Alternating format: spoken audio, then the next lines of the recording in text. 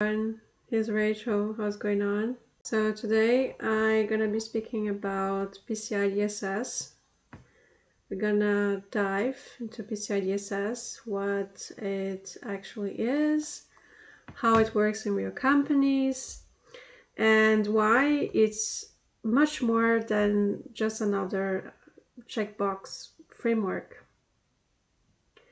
We're starting from the basics, but quickly moving to how PCI DSS is applied in the real world, what breaks, what auditor looks for, and where teams usually struggle. So this session is going to be valuable whether you're preparing for interviews, working on real PCI DSS implementations, or trying to understand how compliance actually works beyond the textbook. We walk through real problem statement in case study scenarios, so you get visibility on how PCI DSS requirements show up in day-to-day operations. And we will also share insights, war stories, and honest advice that are especially useful for future security and GRC practitioners. More recently, my role has shifted from assessing compliance to owning it inside organizations. I've been the person responsible for making SOC, ISO 27001, PCI, and ISO aligned controls actually work in a real environment, cloud, platform, CI, CD pipelines, and distributed teams, not just to pass audits once a year. That means translating requirements into engineering guardrails, for example, automating evidence instead of chasing screenshots, logs, and more logs, and logs again, monitoring, and making risk decisions when the controls don't fit reality. Sitting inside the organization is very different from sitting on their assessor side. And in my career, I've been in both sides, in different regulations, in finance, in aerospace, the one preparing the audits, the one making the follow-up, and also the one preparing the paperwork for the audits and putting the controls in place. And wearing different hats, from the vulnerability assessment, the pen tests, writing the policies, adapting the policies, patching, deploying ESMS, writing incident response, manuals, playbooks, handbooks. So having done different part of the spectrum, I'm acutely aware of where compliance theory breaks down in practice and where companies usually get stuck. And that's why today's session isn't about reading requirements line by line. It's about giving you a practical understanding of PCI DSS, what it actually is, how it operates in real environments, and why it matters in the industry beyond just another compliance framework.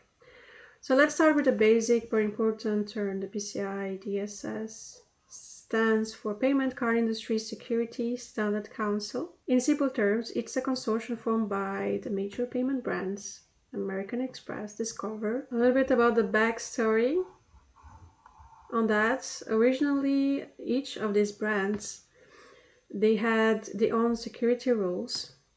And as you can imagine, that created chaos and inconsistency and headlines across the industry. And yes, some very critical incidents. So they came together to form a global independent standards body to bring uniformity to payment security worldwide. The council role is not to audit directly. The main objectives are creating awareness, running education programs, and licensing professionals. They don't call themselves auditors, they call themselves assessors. Same idea, slightly fancier name. These licensed organizations then act as certification bodies and perform assessments on behalf of the council. If an organization meets the requirements, they award a certification, which, practically speaking, is very similar to an audit outcome. So that's the high-level picture of the PCI DSS, the Payment Card Industry Security Standards Council. And now before we go deeper, there are a few key terms in the PCI world that are important to understand, and I'll keep this simple. Let's look at the basic payment life cycle. Real-world setup are obviously more complex, but this helps to build intuition.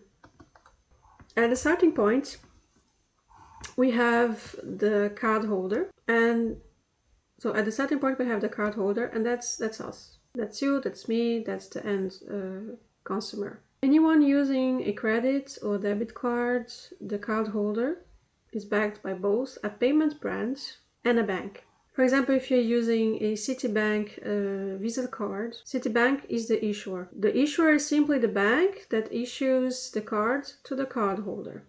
That's the foundation. And from here, the transaction flow starts to get interesting. My arrow.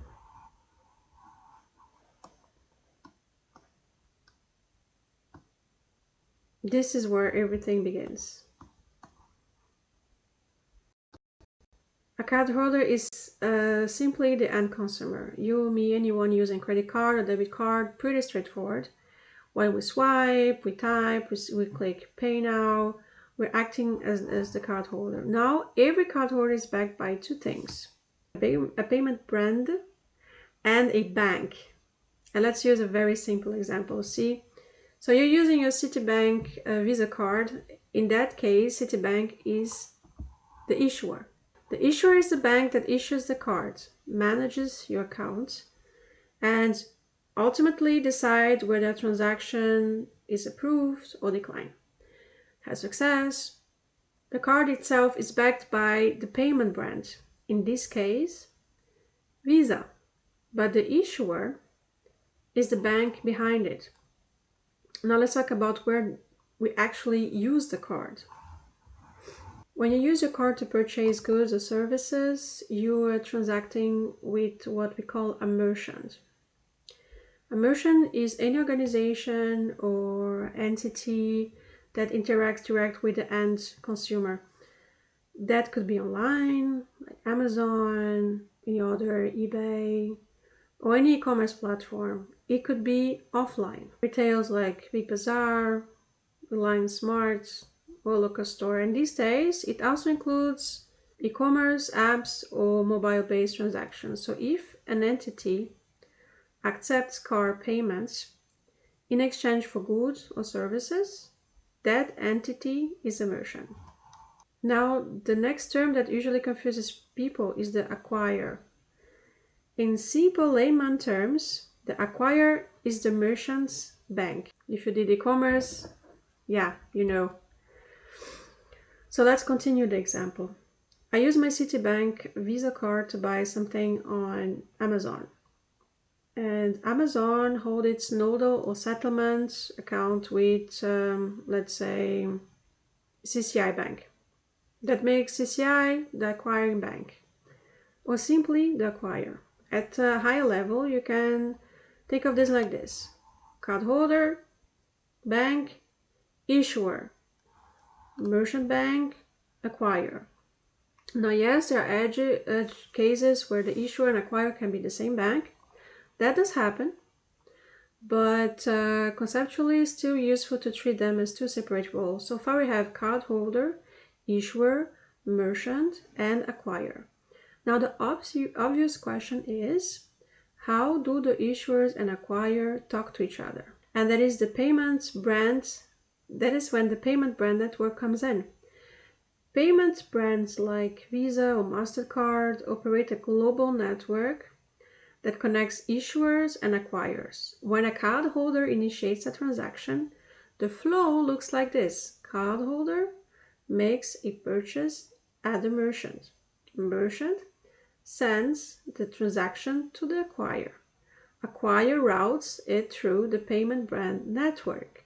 The payment brand forwards it to the issuer. The issuer authorizes or declines the transaction. The response flows all the way back. This step is called authorization. This is what you see in the machines when you pass your card. And understanding this flow is critical before you even start talking about PCI DSS. That's the intent here. To make sure everyone is comfortable with these terms before we go deeper. Now, moving on to another term that comes up very frequently in PCI discussion is the QSA. Now, moving on to another term that comes up very frequently in PCI discussion is the QSA. The QSA stands for Qualified Security Assessor. In simple terms, yes, this is what most people could call an auditor. There is actually a question I get sometimes from subscribers, so let it address it, especially from the one from Cybersecurity. With ISO 27001, an individual can go to a training institute, get certified as a lead auditor, and that certification stands independently. Even if you're not working for a specific company, you can still hold that credential. Now, the big question is, does QSA work the same way? If someone clears CISSP, isn't currently tied to a company, and wants to become a QSA, can they just attend training and clear the exam? Short answer, no. It doesn't work that way in PCI. And you're not alone in asking this. This is a question I had myself 3 years ago. Here's the clarity. A QSA is always backed by a company. First, the organization itself must be recognized as a QSA company, officially known as a QSAC. That company has to register with the PCI Council, meet eligibility requirements, and yes, pay the associated fees. Only once the company is approved can individuals within their organization be recognized and licensed as QSAs. So unlike ISO, there is no standalone individual QSA certification. The rules is tightly controlled, and that's intentional given the sensitivity of payment environments.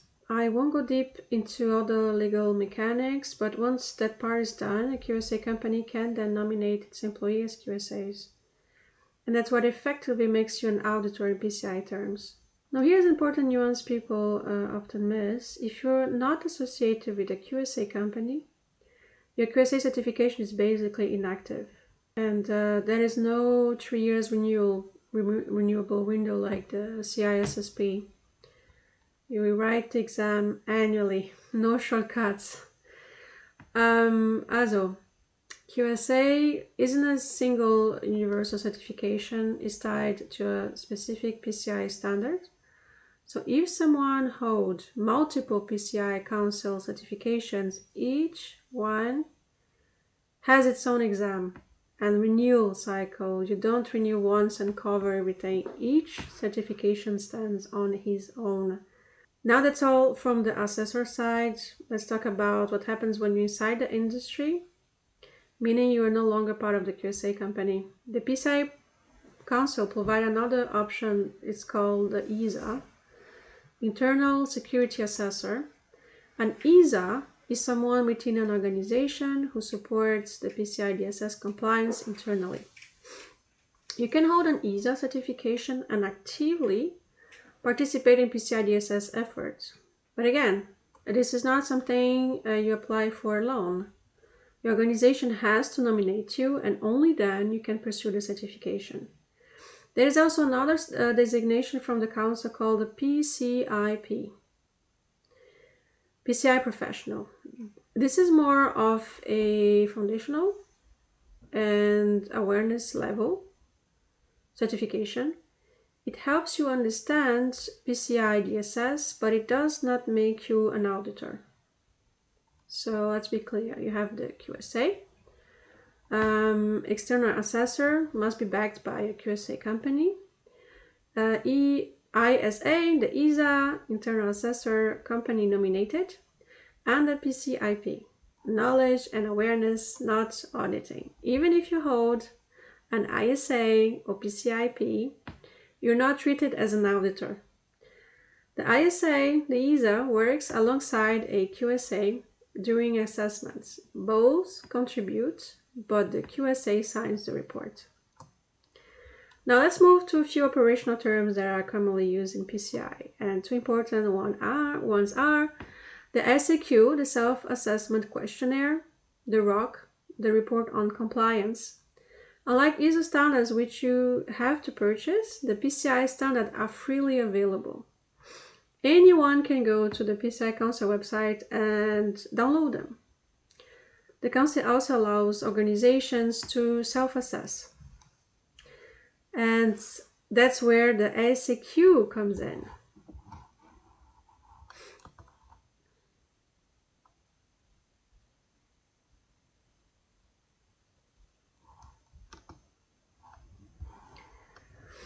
So yes, technically you can say you're PCI compliant based on the SAQ.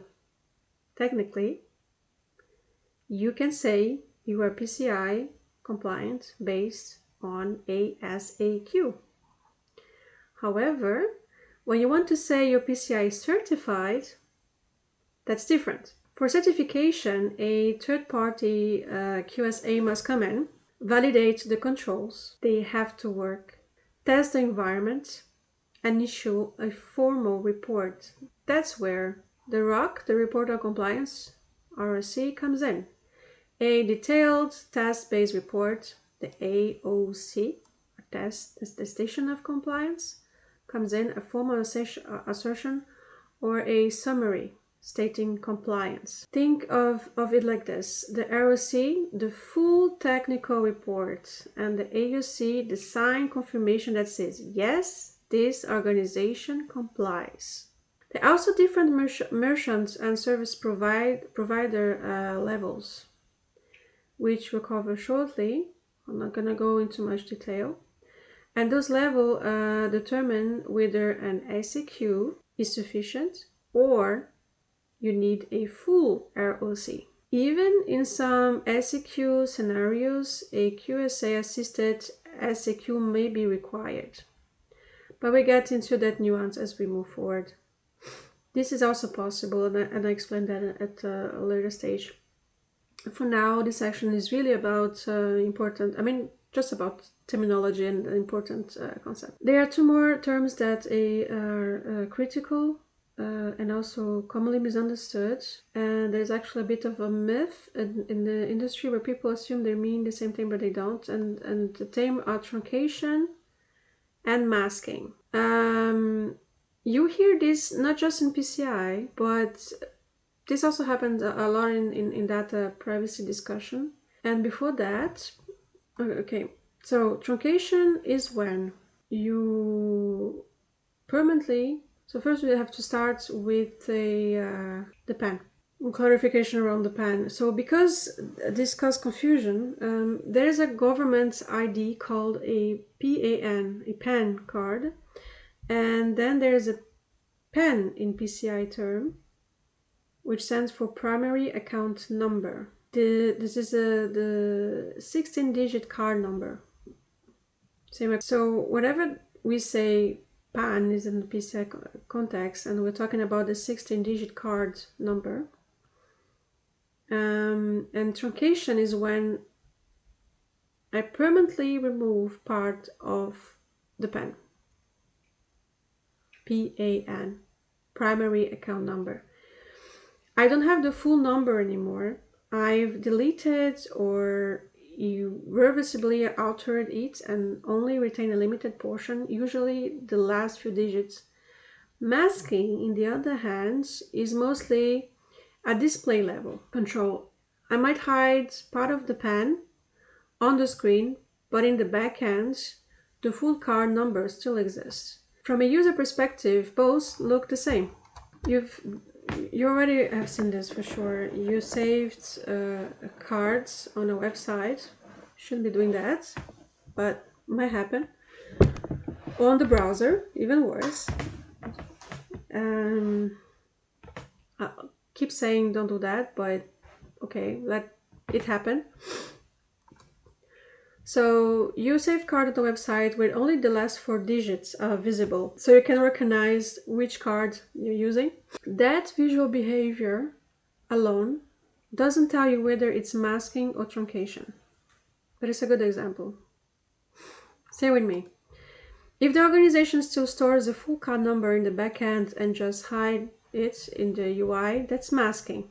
If the organization only stores a partial PAN and the rest is gone, that's truncation.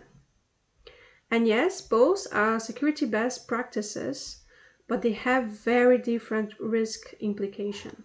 Now, if we boil PCI DSS down to the one simple idea, it's this. If you don't need to store card data, don't do it. Don't store it. That's the main philosophy. If you can keep one thing from this entire session, very long, if you don't need to store data, card data, just don't do it. It's also tied nicely into newer regulations. There are some guidelines that mandate merchants and processors not to store full card numbers and instead of use tokenization or truncated data. The intent is the same. It's to reduce risk exposure. Tokenization, it's a deeper topic. It needs more time. It definitely deserves its own session. So when we go in detail what tokenization is or how it works. So token service providers and ecosystem responsibility, it's a very deep topic that I won't be going in detail here. Coming back to PCI DSS, if you store card data, there is a strict control you must follow. If you don't need it, then don't store it. Simple, powerful, effective. Now I want to zoom out for a moment and give everyone a big picture view. Most people think PCI DSS is the standard. In reality, PCI DSS is just one of several standards under the PCI umbrella. There are 15 PCI standards in total. PCI DSS is the most commonly discussed one, but it's not the only game in town. For example, if you are an issuer, there is a separate standard called PCI PIN security. Any organization handling PIN data, like what you enter at a POS terminal, must comply with the standard. PIN security apply primarily to issuers and entities that manage PIN processing. And just like the PCI DSS, it has its own qualification program. In this case, the QPA, Qualified PIN Assessor. Then there's card production, physical and logical, how cards are manufactured, personalized, and distributed. That's another standard, and there's also the token service provider, TSP standard, if you're issuing or managing tokens, which is now extremely relevant due to regulatory mandates. That is a specific PCI program for that as well. So the key takeaway here is this: each PCI standard has its own rule, its own program, and its own assessor qualification. PCI DSS is the common baseline, but depending on your role in the payment ecosystem, issuer, acquirer, processor, or service provider, additional standards may apply. And we'll go a bit more in detail as we move forward. By many real-world cases, banks don't manage all of this themselves, they outsource, and this is very common. In those scenarios, banks rely on vendors, for example, platforms like Paytm to participate as token service provider, the TSP, or on the bank's behalf. Essentially, the vendor provides the service, solves the problem operationally, and the bank consumes it. Think of it as an IT outsourcing, but for payment security. If I map this to a data privacy analogy, it's very similar to the data controller versus the data processor concept. The bank remains accountable while the outsourced entity operates on its behalf. In PCI terms, however, we don't use controller and processor. Instead, we simply call them the organization and the service provider. So anytime you outsource anything related to card data, whether it's processing, storage, tokenization, or support, that external entity is referred to as service provider. Simple as that. Now there are several other PCI standards that the industry follows. I won't go deep in detail in all of them. I'll just give a quick overview so you understand the landscape. For example, there is this P2P, point-to-point encryption. Any entity implementing P2P must comply with that standard. There is the HSM, hardware security models. PCI DSS mandates the use of secure cryptographic modules for sensitive card operations. And HSMs fall under a dedicated standard. There is the use of the PA DSS, which has now been sunset and replaced by the PCI SSF, Secure Software Framework. Then there's print transaction security, device security, and more, and the list goes on and on. And this is where people often get confused because they think that PCI equals to PCI DSS, and this is not true. In reality, PCI DSS is just one part of a much larger ecosystem. Now, from a career perspective, and this is interesting, people often assume that being a QSA means a limited scope, and that's not true. The opportunity really depends on, on which standard you are working with. There is one standard that I want to mention briefly, which is the 3D Secure. You probably have seen when you're paying for something, the 3DS, and in some countries, the 3DS, it's mandatory.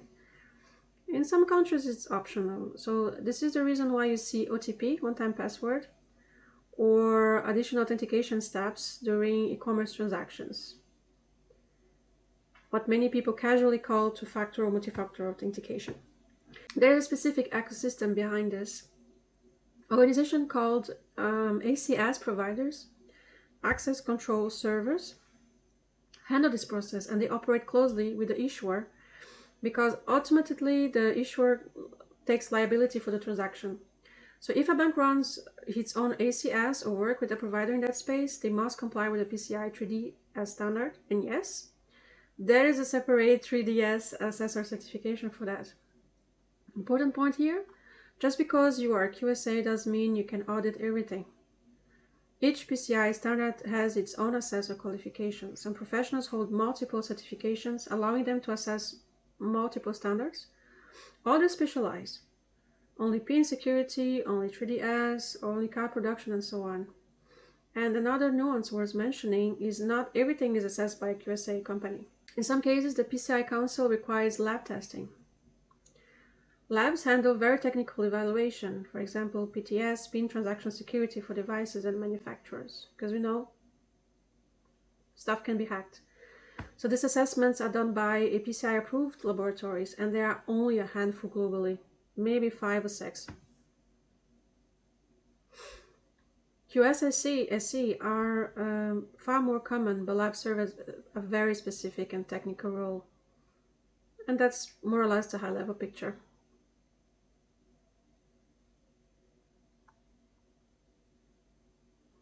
Another myth that it's important to speak about, it's I don't store data, so PCI DSS doesn't apply to me. That's not true.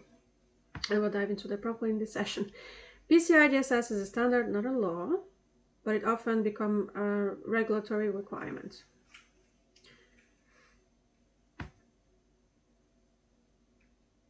In some countries, PCI DSS is, of course, mandatory.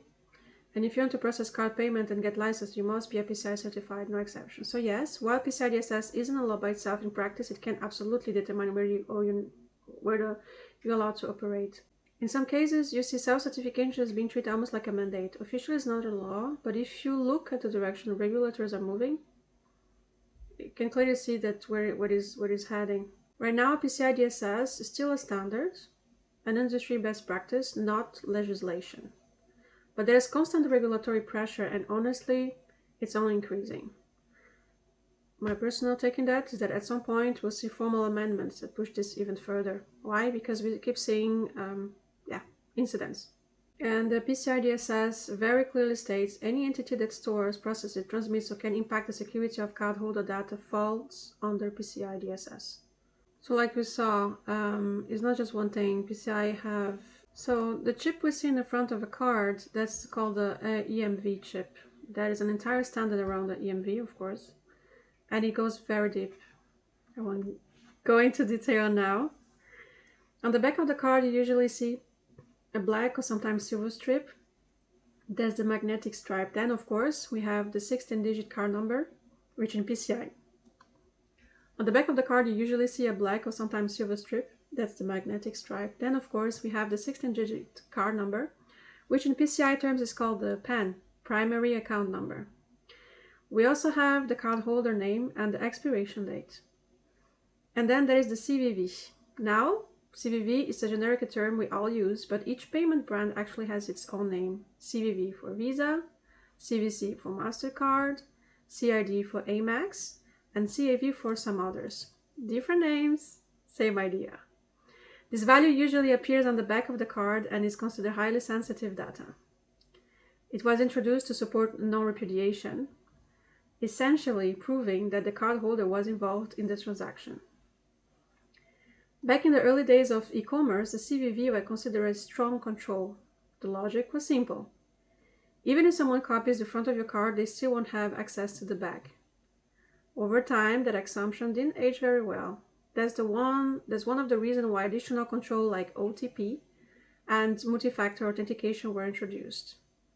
CVV alone just wasn't enough anymore. So today, when you do an e-commerce transaction, we typically enter the PIN, the expiration date, and the CVV. Now compare that to an in-store transaction at a physical retailer using a POS device or their system used to rely on sweeping the card.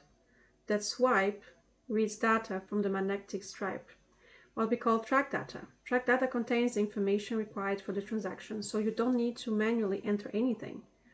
Later, as security improved, we moved to chip-based EMV transactions where you insert the card. Many POS devices are still backward compatible, which is why you sometimes see swiping used if the chip doesn't work. But the magnetic stripe has largely been phased out because of skimming risks. If someone clones the stripe or captures card details or even photographs the card, they can potentially perform fraudulent online transactions. That's exactly why CVV once considered a strong non-repudiation control is no longer sufficient on its own. One interesting detail here, CVV is usually 3 digits, but for American Express it's 4 digits. Also, while most cards use 16-digit PIN, some payment brands now issue 18-digit numbers. I've seen them during audits. And though I haven't personally received one as a customer, these differences matter during PCI DSS audits. Because validation rules may vary payment brand. If you're watching this and preparing for interviews, PCI certification and CISSP, pay very close attention to this part. If you're watching this preparing for interviews, a PCI certification or CISSP, pay very close attention to this part.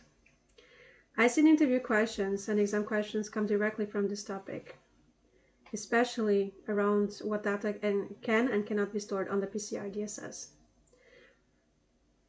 So now let's introduce 2 important concepts, the cardholder data and the sensitive authentication data. Cardholder data is what's visibly printed on the card, the PIN, the cardholder name, and the expiration date. Sensitive authentication data, SAD, include things that are not meant to be stored, the CVV, the CVC, and the CID. Track data from the magnetic stripe or chip, PIN, and PIN blocks.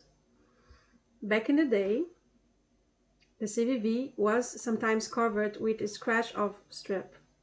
You peel it to reveal the number. That's a good reminder that visibility doesn't define sensitivity. These 3 components, the CVV, the track data, and the PIN, are classified as sensitive authentication data, SAD. Easy to remember, sensitive authentication data. And here is the critical rule. Sensitive authentication data, the SAD, must never be stored, not at any point in the payment lifecycle, not by merchant, not by service provider, not even by the issuer bank itself. That's why hardware security models, the HSMs, exist, to handle cryptographic operations securely without exposing or storing raw sensitive data. How HSM works internally, it's a deep technical topic on its own. Finally, when you combine cardholder data, sensitive authentication data together, the PCI Council refers to this as account data. So when someone says account data, they may be referring to both categories. If they specifically mention SAD, SAD, talking about the most restricted, higher risk data in the payment ecosystem. And that distinction, trust me, matters a lot. So when someone refers to these terms, they're usually talking specifically about those 3 categories we just discussed. So let's talk about storage, because this is where people either overcomplicate things or get completely wrong. Storage is permitted under PCI DSS. You are allowed to store cardholder data, but only if you genuinely need it. The standard is very direct about this. If you don't need, don't store it. The council is very clear in rejecting the store everything just in case mindset. So yes, storage is allowed, but it has to be protected. And that's where a whole set of control comes in. How you store the data, where you store it, and how it's protected, and the entire flow. This brings in concepts like data at rest and data at transit, which I reference in the next slide. The key phrase PCI uses here is appropriate security safeguards. You absolutely cannot store PAN in clear text. Not in your database, not in your application, not anywhere. That's a non-negotiable part. Now stepping back again to the payment lifecycle. Any organization that falls within this lifecycle is subjected to the PCI DSS that includes the cardholder, the issuer, the acquirer, and the payment brands. And then there is a category we talked about earlier, the service providers. Service providers are entities that support any part of the payment flow. That could be the application development, the infrastructure management, the data center operations, the cloud hosting, or really any outsourced service. If you're part of the payment lifecycle and you can impact the security of the cardholder data, then PCI DSS applies to you. It's that simple. Now let's zoom into the PCI DSS itself. PCI DSS is structured around 6 goals, which are broken into 12 requirements. Those 12 requirements then map to hundreds of individuals' controls, roughly 360 plus depending on the version of the standard. The exact numbering changes between versions, which I'll explain shortly, but the structure remains consistent. If you are dealing directly with card data, then the goal is protect cardholder data, obviously applies.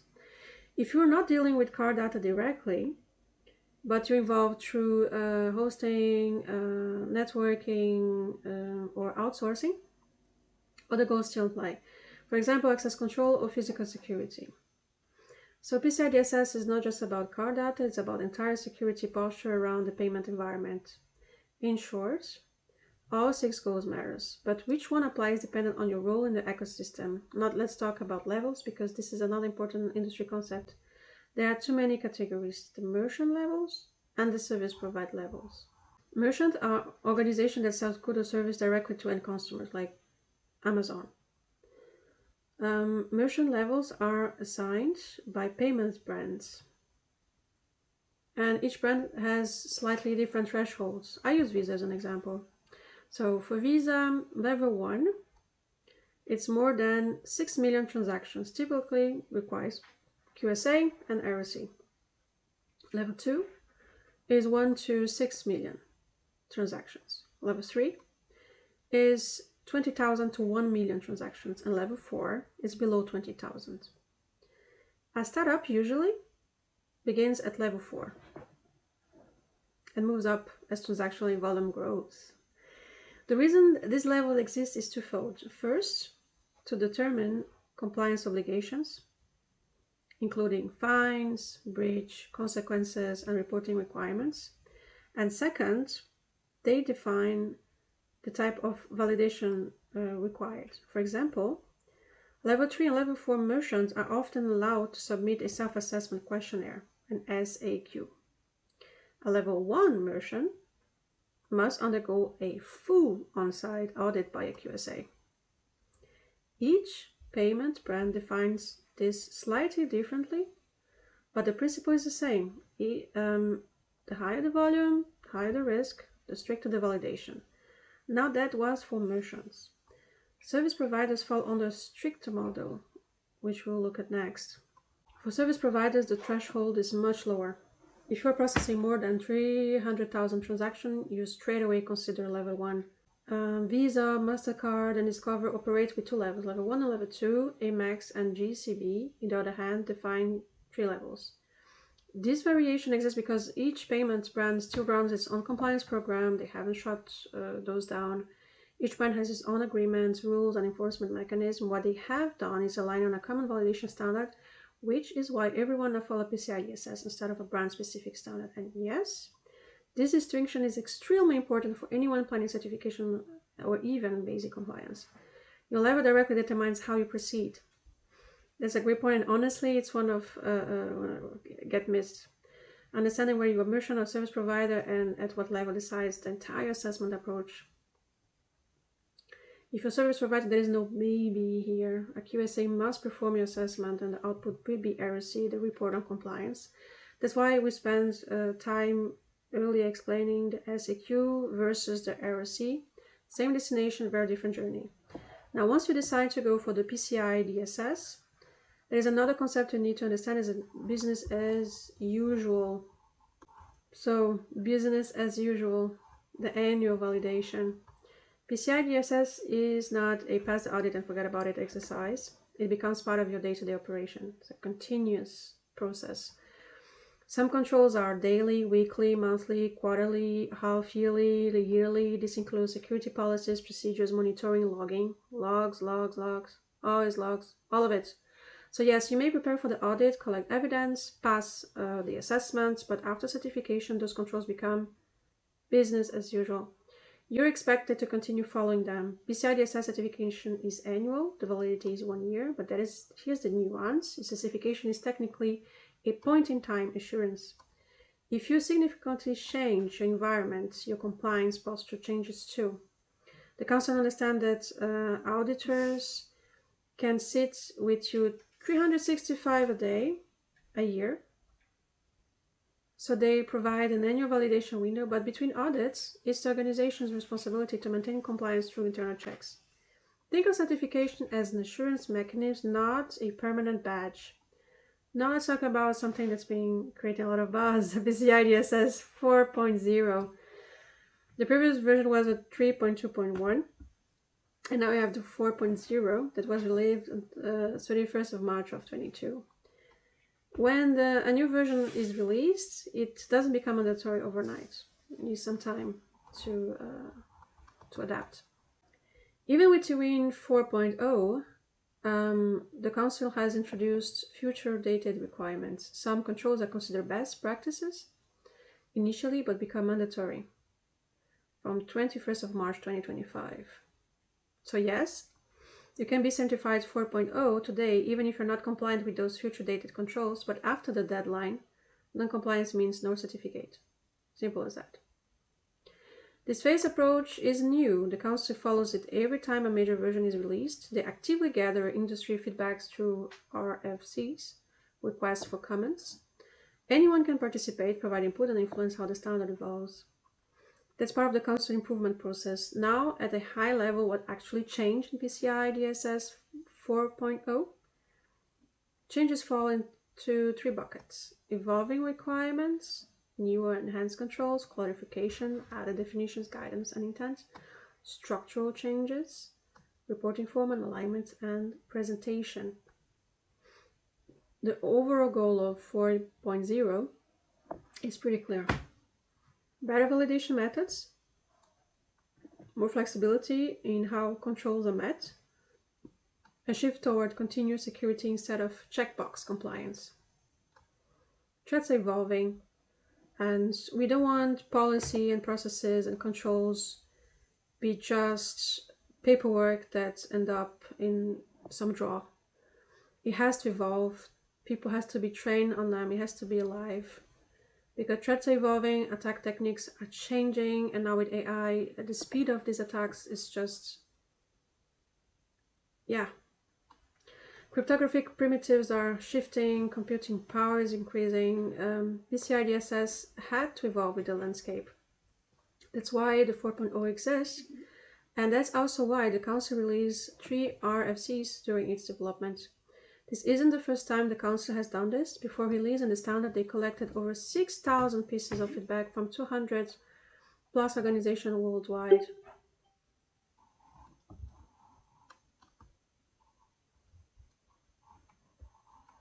And even after release, feedback doesn't stop. Standardization is an ongoing process. That's why you often see minor releases. For example, requirements that are marked today as future dated, like those becoming mandatory in 2025, will likely trigger minor updates such as 4.1 and 4.11. Now, a common question comes here: if there is a minor release, organization need to recertify immediately? Do they need to rush into another audit? No, they don't have to. Another important concept that remains is compensating controls. That if you're familiar with ISO or the ESMS, the idea is similar, but with a critical difference. In ISO, you can sometimes have a non-conformity, submit a remediation plan, and still get certified. In PCI, it doesn't work that way. Even if one control is non-compliant, the QSA must mark the assessment as non-compliant. You still get a report, but your AOC will reflect non-compliance. There is no partial pass. That's why PCI DSS is considered one of the strictest standards out there. It's unforgiving, but that's also its strength. Now, one final and very important part is how audits actually work in practice. This is where many people struggle because the reality doesn't always match what's written in the book. The audit process itself is similar to other audits like the ISO and the SOC. It starts with governance. Auditor first looked at the policies, the procedures, the roles and responsibilities, the racing matrix, what you see, everybody who is doing what, who is responsible for what, who is accountable for what. What's documented must align with how things are actually implemented. No surprises there. Then comes the technical side. Here's a key difference worth remembering. ISO audits are organization-driven. PCI audits are environment-driven. If your organization has multiple platforms or products, only the in-scope environment is assessed on the PCI. Not everything automatically falls under scope, and getting this right is critical. And this is where we'll go next. The only in-scope environment needs PCI DSS compliance, and that's the environment for which the certificate is awarded. The certification is issued to the organization, yes, but it's valid strictly for the defined scope. That's the key difference from the ISO. ISO certification is also scope-based, but that scope is usually organization-wide. PCI DSS, on the other hand, is much more surgical. It focuses on the specific environment involved in payment processing. When you move into the technical side, this difference becomes very obvious. A PCI DSS auditor goes deep, much deeper than what an ISO auditor will go. ISO tends to stay at a higher level, while PCI dives into the actual implementation, because the auditor has to document how each individual control is met in the ROC. Every control needs a clear, defensible response. Take the network security as an example. The auditor won't check whether a firewall exists. They validate firewall rules, rule review, authentication mechanism, segment logic, and how traffic actually flows. It's a proper deep dive. Now, sitting between governance and technical validation is something we call artifacts. Artifacts are your evidence that your controls actually work. For example, your policy might say that the firewall rules are reviewed periodically. From a technical perspective, the auditor will verify the rules themselves. As an artifact, they ask, show me the evidence. Where's the review record? That's how the three pillars of the PCI audit come together: governance, policies and procedures, technical validation, what's actually implemented, artifacts, proof that both are aligned. This is a simplified view, of course. Every auditor and every organization has their own nuances, but this is the general audit approach. Now, shifting gears slightly, let's talk about interviews and hiring, because this comes up a lot. From a PCI DSS perspective, what do organizations actually expect candidates to know? Most hiring happens within the GRC domain: governance, risk, and compliance. But GRC itself is broad, and the expectation depends heavily on the role. For pure compliance roles, organizations expect someone who understands regulatory obligations, audits, processes, and how to manage ongoing compliance. But in fintech, things are more PCI centric. Organizations don't just want generic compliance knowledge. They want people who understand payment ecosystem and PCI DSS and the broader PCI standard landscape. In those roles, PCI knowledge becomes the primary skill. And things like ISO, privacy frameworks become strong adds-on. Now we flip the scenario. Take a BPO outsourcing company operating in Europe. The primary concern is likely GDPR. So they'll look for someone with strong privacy knowledge, and PCI DSS becomes a secondary requirement. In fintech, it's usually the opposite. The reality today is that organizations don't want just one skill anymore. If you read job descriptions carefully, if you dissect them, they want compliance knowledge, security fundamentals, privacy awareness, and increasingly product understanding. I give you a personal example. I started in quality and supply chain in aerospace, preparing audits and doing the follow-up, and also working as a product manager. So everything out of process, always by default landing on the table. And many companies, they now expect security, compliance, and professional in that area to understand how products are built, not just how they're audited. So I was present in some of those audits, and I would go to the shop floor and really to understand the entire chain from the moment they receive the order from the company to the moment it's shipped. And also when they are received in the shop floor until the moment it is used in the airplane. And this is a lot of steps, of course. You have to understand how the company works. You have someone in the company that is trained on the standards on aerospace regulation, that they understand what needs to be done. There are special processes. This process also needs certification.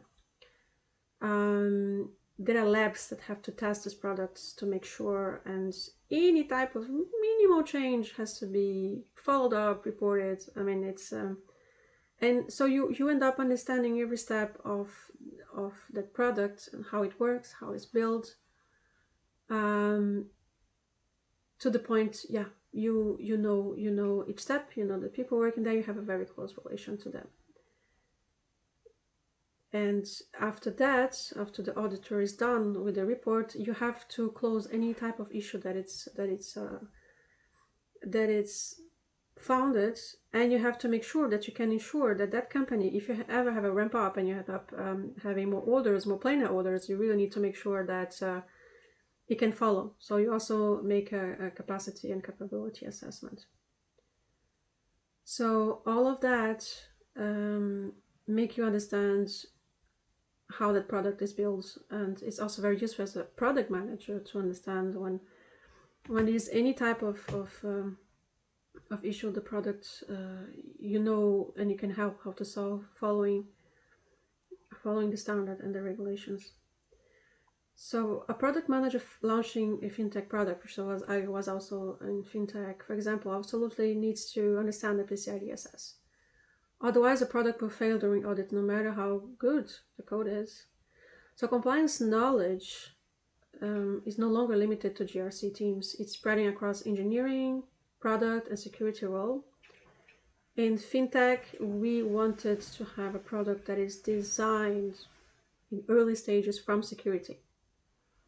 So I was one of the first waves of people joining the company, because we wanted to design a product that it was secure by design.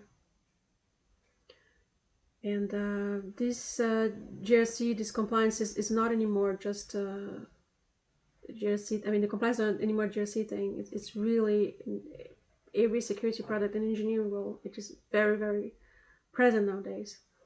And things are getting more dynamic. As a security professional, we're also expected to understand cloud, AI, ML, automation, and modern architectures. Now coming back to career advice, if someone wants to start a career in PCI DSS or transition into QSA or GRC, there are two paths. If you're already in the industry with experience in network security, cloud security, application security, or compliance, transitioning to PCI DSS or QSA roles is very doable. It is. The key is finding a QSAC that's hiring and willing to invest in the transition. And that's usually where the journey starts. You should definitely have at least working knowledge on the PCI DSS space. Even a solid high-level understanding is enough to make the transition if the interest is there. Ideally, someone managing PCI DSS compliance from a GRC perspective already has most of the required skill sets.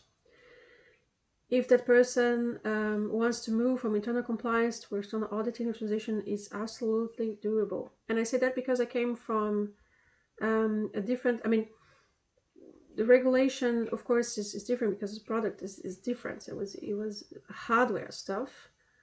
But the principles of GRC, and there is an entire set of skills that can be transferable from one area to the other.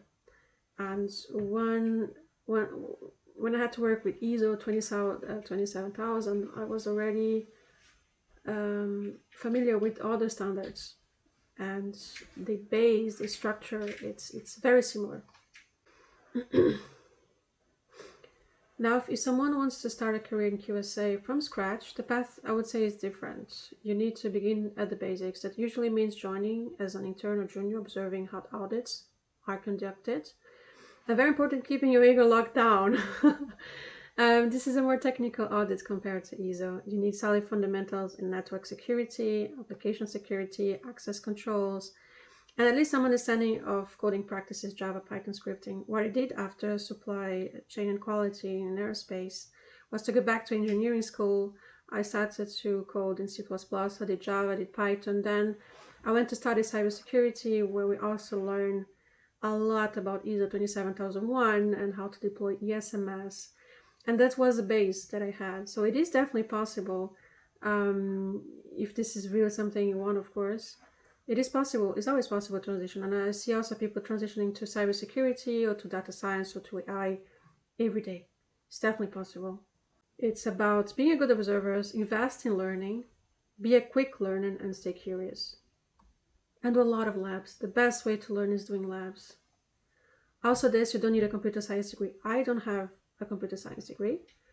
I come from supply chain and quality background, from engineering physics background, and cybersecurity.